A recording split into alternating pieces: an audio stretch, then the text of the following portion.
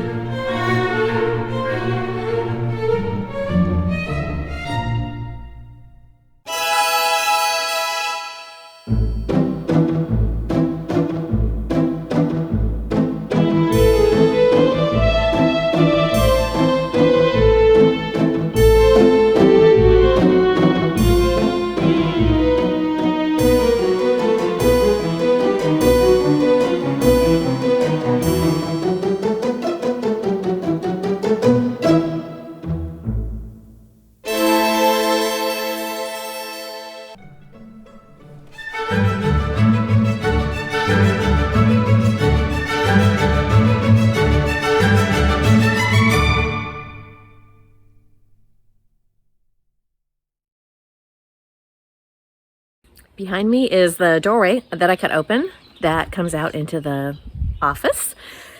And it's just didn't line up perfectly. It's not a big deal. I'm gonna show you how I'm gonna fix it.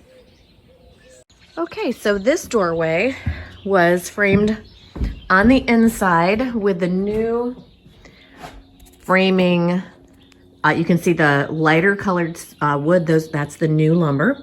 The old lumber is the dark stuff. That's from the 30s. It's very pretty, but not great structurally. Okay, so I framed this out on the inside, and then I framed the outside, measuring from the corner, la la la. Anyway, this is how it lined up on this side. This is the interior framing, this is the siding, and this is the exterior framing. And it's kind of hard to see, but I think I just need one more 2x4 here, and that will make this and this the same. And then on this side, it's really not too bad either. Kind of hard to see. Once I cut this piece out, that'll make it easier. But not too terribly bad, right?